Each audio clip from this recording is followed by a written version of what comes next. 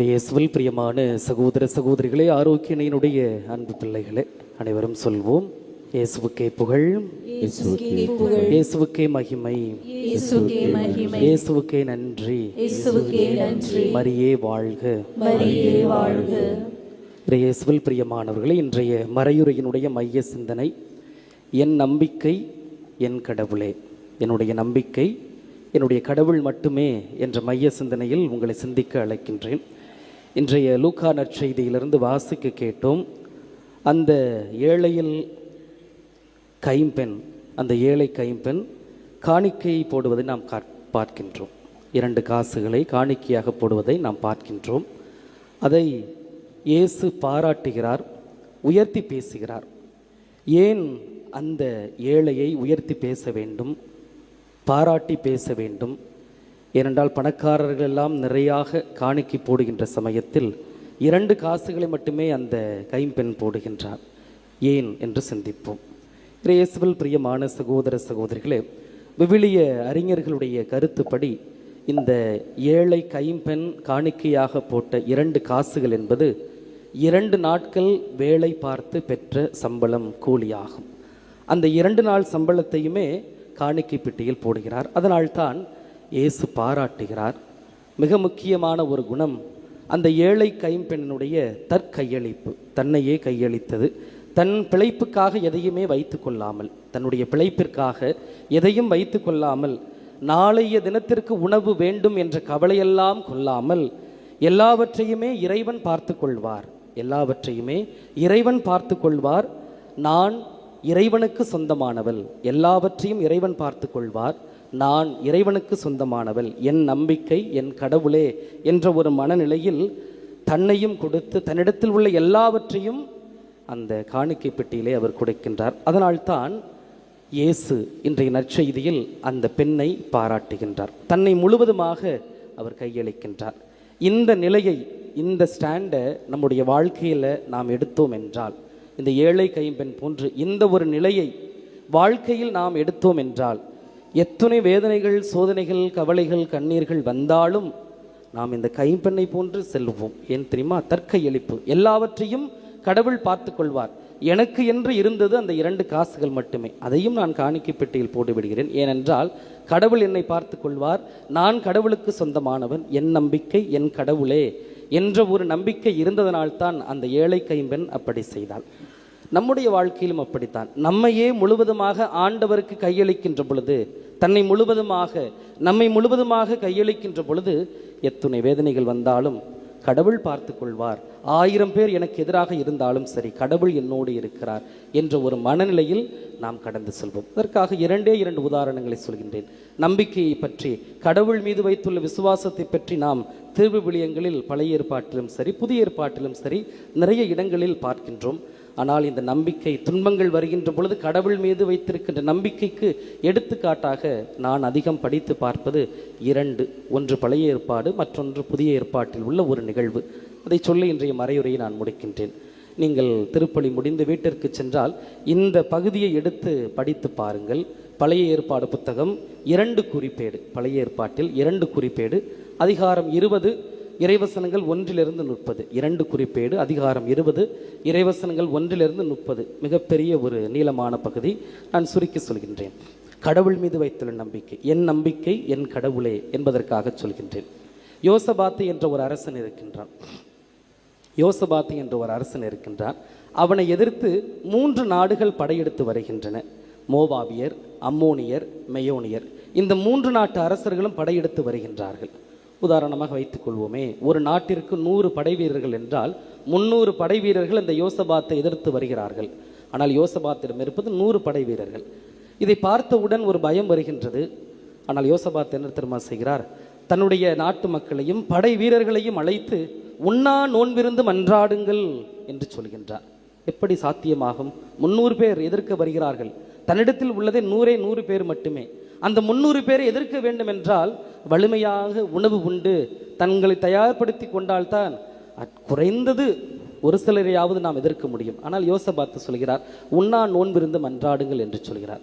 அதோடு கூட அவர் கடவுளிடத்திலே வேண்டுகின்றார். 2 குறிப்பேடு அதிகாரம் 20:12 இந்த ஜெபத்தை யோசபாத்து ஏறெடுத்திருக்கிறார். பல வேளைகளில் இந்த ஜெபத்தை நீங்கள் ஏறெடுத்திருப்பீர்கள். கண்டிப்பாக நான் ஏறெடுத்திருக்கிறேன். என்ன தெரியுமா சொல்றார் யோசபாத்து கடவுளிடத்திலே? ஆண்டவரே, நான் என்ன செய்ய போகிறேன் என்று எனக்கு தெரியவில்லை. ஆண்டவரே, நான் என்ன செய்ய போகிறேன் என்று எனக்கு தெரியல. இவ்வளவு பேர் எதிர்த்து வர்றாங்க, நான் என்ன செய்ய போகிறேன் என்று எனக்கு தெரியவில்லை என்று ஜெபிக்கிறார். இந்த ஜெபத்தை கண்டிப்பாக நம்முடைய வாழ்க்கையில் நாம் பயன்படுத்தி இருப்போம். எத்தனையோ தடவை முழங்கால் படியிட்டு பீடத்திற்கு முன்பாக, ஏன் அன்னையினுடைய இந்த திருப்பீடத்திற்கு முன்பாகவும் நாம் முழந்தால் படியிட்டு, கடவுளே, நான் என்ன செய்ய போகிறேன் என்னுடைய வாழ்க்கையில் என்று தெரியவில்லை என்ற ஜெபத்தை நாம் ஏறெடுத்திருப்போம். யோசபாத்தும் அந்த ஜெபத்தை ஏறெடுக்கிறார். கடவுளே, நான் என்ன செய்ய போகிறேன் என்று எனக்கு தெரியவில்லை, ஆனால் என்னுடைய கண்களை நான் உன்மீது பதிய வைக்கிறேன் என்று சொல்கிறார். ஆனால் என்னுடைய கண்களை நான் உன்மீது பதிய வைக்கிறேன் என்று யோசபாத்து வேண்டுகின்றார். அப்ப கடவுள் என்ன தெரியுமா பதில் சொல்கிறார்? யோசபாத்து, கவலைப்படாதே, இது கடவுளுடைய போர், இது கடவுளுடைய போர், நீ கவலைப்படாதே என்று சொல்கிறார். தற்கையளிப்பு. அந்த ஏழை கைம்பெண் கையளித்தது போல, என் கடவுள் என்னுடைய விசுவாசம் என்று கையளித்தது போல, நாமும் கடவுளிடத்திலே நம்மையும் நம்முடைய பிரச்சனைகளையும் கையளிக்கின்ற பொழுது கடவுள் என்ன தெரியுமா சொல்வார்? யோசபாத்திற்கு சொன்னது போல, இது உன்னுடைய போர் அல்ல, கடவுளுடைய போர் என்று சொல்வது போல நம்மையும் பார்த்து சொல்வார், இது உங்களுடைய பிரச்சனை அல்ல, இது என்னுடைய பிரச்சனை என்று சொல்வார். எனவே யோசபாத்திற்கும் அந்த பதிலைத்தான் கடவுள் கொடுத்தார். அப்பொழுது அடுத்த நாள் அவர்கள் போருக்கு செல்கிறார்கள். ஆனால் போருக்கு செல்வதற்கு முன்பாகவே அந்த 3 நாட்டு அரசர்களும் 3 நாட்டு படை வீரர்களும் ஒருவருக்கு ஒருவர் சண்டையிட்டு கொண்டு அவர்களாகவே வெட்டி வீழ்ந்து இறந்து விடுகிறார்கள். காலையில் அவர்கள் செல்கின்ற பொழுது பிணக்குவியல் மேல்தான் யோசபாத்தினுடைய படை வீரர்கள் நடந்து செல்கிறார்கள். நாம் மிகப்பெரிய திட்டத்தை வைத்திருக்கலாம், மிகப்பெரிய பிளான் பண்ணி வச்சிருக்கலாம். ஆனால் கடவுளுடைய திட்டம் ரொம்ப ஒரு சிறியதாக போயிடும். ரொம்ப நாம் நினைத்து பார்க்க முடியாத அளவிற்கு கடவுளுடைய திட்டம் செயல்படும். நாம் மனிதர் என்ற முறையில் மிகப்பெரிய திட்டங்களை தீட்டி வைத்திருக்கலாம், இந்த பிரச்சனையிலிருந்து எப்படி வெளியிலே வர்றது என்று சொல்லி. ஆனால் கடவுள் மிக சுலபமாக அதை தீர்த்து வைத்து விடுவார், நம்மை முழுவதும் அவரிடத்திலே கையளிக்கின்ற பொழுது. இது ஒரு நிகழ்வு. இரண்டாவது, புதிய ஏற்பாட்டில் ஒரு நிகழ்வு. திருத்தூதர் பணிகள் புத்தகம் அதிகாரம் 16 அந்த முழுவதுமாக எடுத்து படித்து பாருங்கள். அதில் 2 பேர் வருகிறார்கள். ஒருவர் பவுல், மற்றொருவர் சீலாஸ். இந்த 2 பேருமே நற்செய்தியை அறிவித்துக் கொண்டிருக்கின்றார்கள். அப்பொழுது ஜெபம் செய்வதற்காக கோவிலுக்கு செல்கின்ற பொழுது ஒரு குறி சொல்கின்ற பெண் இருக்கின்றார். அந்த பெண்ணை வைத்து அங்கு உள்ளவர்கள் சம்பாதித்துக் கொண்டிருக்கின்றார்கள், குறி சொல்லி சம்பாதித்துக் கொண்டிருக்கிறார்கள். பவுல் சிலர் பார்க்கிறார்கள். அந்த குறி பார்த்து சொல்கின்ற பெண்ணை அழைத்து அதில் உள்ள தீய ஆவியை விரட்டி ஓட்டி விடுகிறார்கள். அந்த பெண்ணை வைத்து சம்பாதித்தவர்களுக்கு இது கோபத்தை ஏற்படுத்துகிறது. அப்பொழுது பவுலையும் சீலாவையும் கொண்டு போய் தலைமைச் சங்கத்திலே ஒப்புக் கொடுக்கிறார்கள். இவர்கள் யூதர்கள், ரோமையர்கள், நாம் ஏற்றுக்கொள்ள முடியாத வகையில் இவர்கள் போதிக்கிறார்கள், மக்களிடத்திலே கலகம் செய்கிறார்கள் என்று சொல்லி அவர்கள் ஒப்படைக்கிறார்கள். மக்கள் அடிக்கின்றார்கள், பவுலையும் சீலாவையும் அடிக்கின்றார்கள். தலைமைச் சங்கத்தில் உள்ளவர்களும் சட்டையை கிழித்து இவர்களை அடித்து உட்சிறையில் தள்ளுங்கள் என்று சொல்கிறார்கள். நினைத்து பாருங்கள், ஏற்கனவே அடி வாங்கியாச்சு, இங்க வேற தீர்ப்பு வேற. அவர்கள் சட்டையெல்லாம் கிழித்து அடித்து உட்சிறையில் தள்ளுங்கள் என்று சொல்லி அவர்களுக்கு தீர்ப்பு வருகிறது. உட்சிறை, இதை கவனிக்க வேண்டும். சாதாரண சிறைச்சாலை என்றால் நாம் கதவை திறந்து உள்ள போய் உட்கார்ந்துக்கலாம், படுக்கலாம், தூங்கலாம். ஆனால் உட்சிறை என்பது மிகவும் ஒரு கொடுமையானது ஒன்று. எப்படி தெரியுமா? அவர்கள் மேலே நிமிர்ந்தும் நிற்க முடியாது, கீழே அமரவும் முடியாது. ஒரு பாதி முழங்கால் படியிட்டு நின்றால் எப்படி இருக்கும், அதே போல குனிந்து கொண்டுதான் அவர்கள் இருக்க வேண்டும். அப்படிப்பட்ட ஒரு கொடுமையான தண்டனை. மேலே அப்படி எழுந்தோம் என்றால் மேலே ஒரு கட்டை இருக்கும், அதில் தலை மோதிக்கொள்ளும். கீழே அமரவும் முடியாது, காலில் அந்த சங்கிலிகளை சுற்றி வைத்திருப்பார்கள். இப்படிப்பட்ட ஒரு தண்டனையைத்தான் பவுலும் சீலாவும் அனுபவிக்கிறார்கள். உட்சிறையில் தள்ளி அவர்கள் இந்த கொடுமையை அனுபவிக்கிறார்கள். ஆனால் அதே திருத்தூதர் பணிகள் அதிகாரம் 16 இறைவசனம் 25 நாம் பார்த்தோம் என்றால் பவுலும் சீலாவும் புகழ் பாடல் பாடிக்கொண்டிருக்கிறார்கள் என்று வரும். அந்த மற்ற சிறையில் உள்ளவர்கள் எல்லாம் என்ன நினைத்திருப்பார்கள்? சரியான பைத்தியக்காரங்களா இருப்பாங்களா? ஏற்கனவே அடி வாங்கியாச்சு, சிறையில் தள்ளியாச்சு, இப்பொழுதும் தான் கொண்ட கடவுளிடத்தில் எந்த விதமான மறுதளிப்பும் செய்யாமல் கடவுளை பற்றி புகழ்பாடல் எப்படி அவர்களால் பாட முடியும் என்று சொல்லி அவர்கள் கண்டிப்பாக பேசியிருப்பார்கள். ஆனால் அவர்களுக்கு தெரியவில்லை, என் கடவுள் பெரியவர், என்னுடைய நம்பிக்கை பெரியது என்று அவர்களுக்கு தெரியாது. உட்சிறையில் தள்ளினாலும் அவர்கள் புகழ்பாடல் பாடிக்கொண்டிருக்கிறார்கள், சிறைகள் எல்லாம் தகருகிறது என்று நாம் அந்த திருத்தூதர் பணியில் பார்க்கின்றோம். ஆக இன்று நாம் நற்செய்தியில் வாசித்த ஏழை கைம்பெண் முழுவதுமாக தன்னை கையளித்தார். யோசபாத்து முழுமையுமாக தன்னை கையளித்தார். பவுல் சீலா எத்துணை வேதனைகள் வந்தாலும் கடவுள் பார்த்து கொள்வார் என்று சொல்லி அவர்கள் புகழ் பாடல் பாடிக்கொண்டிருக்கின்றார்கள். நம்ம ஆண்டவர் இயேசு தற்கையளிப்பு, தன்னையே கையளித்தார். தந்தையினுடைய திருவுளத்தை நிறைவேற்ற சிலுவை சாவை ஏற்றார். அதனால் தான் இன்று நீங்களும் நானும் மீட்பு பெற்றிருக்கின்றோம். அன்னை கன்னிமரியா அன்னையை நாடி தேடி ஓடி வந்திருக்கின்றோம். அந்த அன்னையும் ஏழை கைம்பெண்ணை போன்றவள் தான். எப்படி தெரியுமா? அந்த ஏழை கைம்பெண் மாதாவும் ஒரு ஏழை பெண்மணி தான். சூசையப்பரை திருமணம் செய்து கொண்டால் சூசையப்பர் மிக விரைவாகவே இறக்கின்றார். மாதாவும் கைம்பெண் ஆகிறார்கள். ஏழையாக இருக்கிறார், கைம்பெண்ணாக இருக்கிறார். அந்த அன்னையும் இந்த தாயும் 2 காணிக்கைகளை செலுத்துகிறார். காணிக்கை பெட்டியல் என்ன? 2 காணிக்கை. ஒன்று கன்னிமை, மற்றொன்று தாய்மை. கன்னிமை என்பது பெண்களுக்கு மிகவும் முக்கியமானது. கன்னிமை என்பது அவர்களுடைய உயிருக்கு சமமானது. பெண்களுக்கு கணவனை அறியாமலே தூய ஆவியினால் கருதரிக்க வேண்டும் என்று சொன்ன மாத்திரத்திலே அன்னை கன்னிமரியால் ஆம் நான் ஆண்டவருடைய அடிமை என்று சொல்லி அந்த முதல் காணிக்கையை அவர் செலுத்துகிறார். 2வது காணிக்கை தாய்மை. அந்த தாய்மையினுடைய மிகச்சிறந்த உச்ச பரிசு குழந்தையை பெற்றெடுப்பது. தான் பெற்றெடுத்த அந்த இயேசுவை, எனக்கு ஒரே ஒரு பிள்ளை தான் இருக்காங்க, சூசையப்பர் இறந்து போயிட்டார், நானும் இயேசுவுக்கு கொடுத்துட்டேன்னா என்னை யார் பிற்காலத்தில் பார்த்து கொள்வார் என்று மாதா சொல்லவில்லை. பெற்றெடுத்த ஒரே ஒரு பிள்ளையையும் கடவுளுடைய சித்தத்திற்கு கையளித்தார். அப்போ அன்னை கன்னிமரியால் 2 காணிக்கை, கன்னிமை, இந்த தாய்மை என்ற 2 காணிக்கையும் கொடுக்கின்றார். தன்னையே கையளிக்கின்றார். என் கடவுள், என்னுடைய நம்பிக்கை, அவர் பெரியவர், அவர் என்னை பார்த்து கொள்வார் என்று நம்புகின்றார். ஆக இன்று நாம் சிந்தித்த இத்துணை பேர் இன்று நற்செய்தியில் வருகிற கைம்பெண்ணாக இருக்கலாம், யோசபாத்தாக இருக்கலாம், பவுல் சீலாஸாக இருக்கலாம், அல்லது ஆண்டவர் இயேசு கிறிஸ்துவாக இருக்கலாம், அல்லது அன்னை கன்னிமரியாளாக இருக்கலாம்.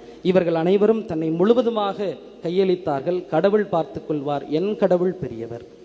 இயேசுவில் பிரியமான சகோதர சகோதரிகளே, வாழ்க்கையில் எத்தனையோ வேதனைகள், எத்தனையோ பிரச்சனைகள், எத்தனையோ கவலைகள், எவ்வளவோ கண்ணீர்கள் நிறைய இருக்குது. வீட்டுக்கு வீடு வாசற்படி போன்று எத்தனையோ பிரச்சனை இருக்கிறது. ஆனால் இத்துணை பிரச்சனைகள் வந்தாலும் ஒன்று மட்டும் நாம் நினைவில் கொள்ள வேண்டும். அது என்ன தெரியுமா? என்னுடைய வேதனையை விட, என்னுடைய பிரச்சனையை விட, என்னுடைய கவலையை விட, என்னுடைய கண்ணீரை விட என்னுடைய கடவுள் பெரியவர், என்னுடைய கடவுள் பெரியவர் என்ற நிலையை, இந்த ஸ்டாண்டை, இந்த நிலையை நாம் எப்போது எடுக்கின்றோமோ, என்னுடைய எல்லாவற்றையும் விட என்னுடைய கடவுள் பெரியவர் என்ற நிலையை நாம் எடுக்கின்ற பொழுது ஒன்றும் அகலாது. எவ்வளவு துன்பங்கள் வந்தாலும் அந்த துன்பங்களின் ஊடாக நாம் செல்வதற்கு, பாதையை காட்டுவதற்கு அந்த கடவுள் தயாராக இருக்கிறார். இறுதியாக நாம் நம்முடைய துன்பங்களை, வேதனைகளை, சோதனைகளை கடவுளிடத்திலே ஒப்பு கொடுக்கின்றோம். ஆனால் ஒன்றை மட்டும் மறந்து விடுகின்றோம்.